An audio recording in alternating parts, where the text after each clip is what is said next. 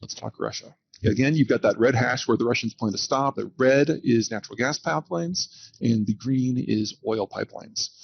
Now, oil and agriculture are expressly not covered in the sanctions that have put on Russia to date. But insurers are refusing to cover ships operating in the northern half of the Black Sea, and ship captains are refusing to dock at St. Petersburg. So we have a de facto global sanction on Russian agricultural exports already. Now, Russian ports are not sufficiently deep to take full ocean-going tankers or cargo vessels. It's relatively small, the size of vessels that can dock. So even if ship captains and insurers allowed it, and even if the sanctions don't cover these sectors in the future, they will still need to reload somewhere else. So the degree that things have to go perfectly right for Russian agriculture to continue to play a global role just is not going to happen this year. The general outrage is so high, and the insurers are so hostile to the very concept of picking up or even sailing into Russian ports that you should count on most Russian output being locked up. Now, that might loosen in a few places, but you should now count on that being the norm.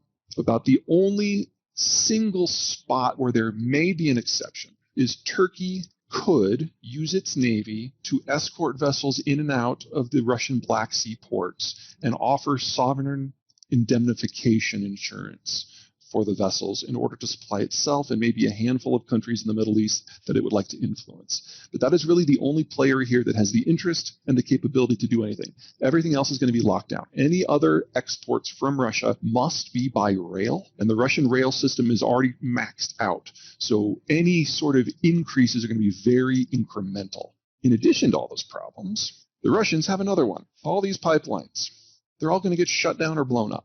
And all of the exports that used to go out are going to back up in the pipeline system until you reach the wellheads, and then the Russians are going to have to shut production down. And a quirk of the Russian geography, whether it's weather or the permafrost, suggests that that production will be offline for a minimum of several years, if not permanently. We've seen this before. We saw this in the collapse of the Soviet system, where they had a lot more petroleum engineers in order to shut things down safely. That is not the case today.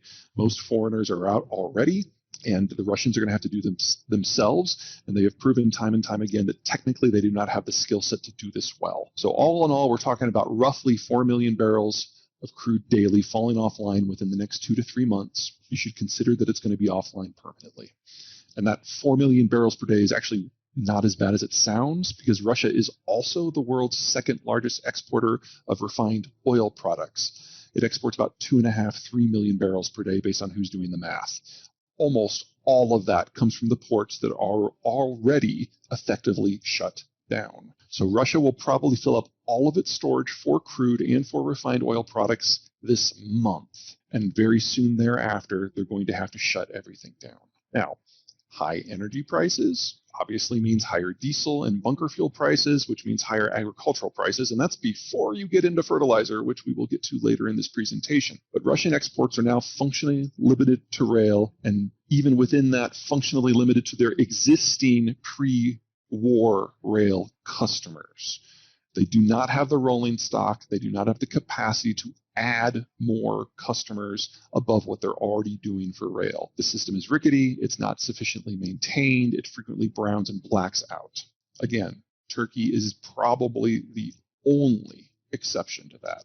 Russia is the world's largest source of fertilizer and the components that are necessary to make fertilizer, specifically 40% of potash. Russia is the world's second largest energy exporter in terms of oil, number one with natural gas, which is not just used for fuel, especially in Germany. It is used as an industrial input. It's the base of German heavy industry. It is arguably one of the top 3 items that the Germans have in terms of making their industry globally competitive. And so if something happens to that, you're talking about a loss of the world's 3rd largest manufacturing base. The energy that the Russians export in oil form, that's about 5 to 8% based on who's doing the math in terms of global energy supply. And oil supply and demand mechanics are inelastic. So if you take off 5% of global energy, you can count on prices roughly doubling. There's no way we can have globally available fossil fuels without the Russians as part of the system. On the flip side, they are also major players in things like platinum, palladium and lithium and rhodium and nickel and copper. You also can't have the green transition without the Russians. So the Russians and Germans, time and time again, generation on generation, have had this weird dance where they have to be each other's largest economic partner, but they are also each other's largest strategic rival. So they move together to try to avoid a war. A conflict happens anyway. They hive apart. There's economic dislocation as a result, which the rest of the world knows as a recession or depression. And then they repeat it. They've been doing this for centuries. And this is probably the last time they do it, in my opinion, because of demographic restrictions.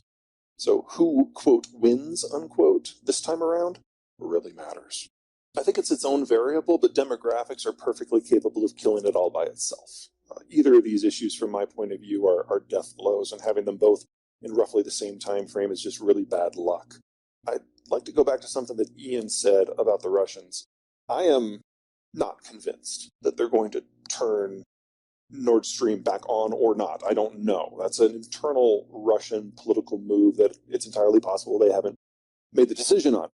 I am far more convinced that even if you put Nord Stream to the side for the moment, all of the pipes that traverse Belarus and Ukraine are ones that are probably not long for this world.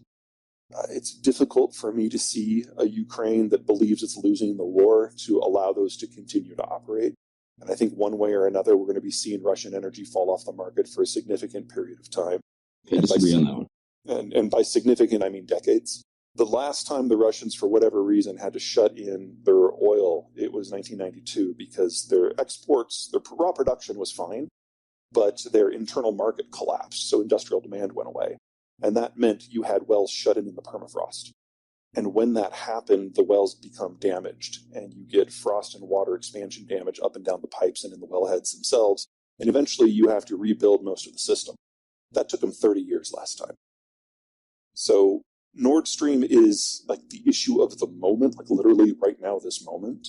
But there is a half a dozen other things that are semi-related behind the scenes that are perfectly capable of making any German hope for getting back to some sort of old normal or transitioning to a new normal on a time frame they can't control. And in that sort of environment, I am very concerned about what happens with German manufacturing. And I'm even more concerned about what that means for Germany's position within the Western world. Because it feels to me like the Russians are presenting the Germans with a simple choice. We can keep the lights on for you, but that means you're out of the coalition that is supporting Ukraine, and that means the logistics that you have that is supporting Ukraine are no longer in play. Or you can do this without us, and good luck with that.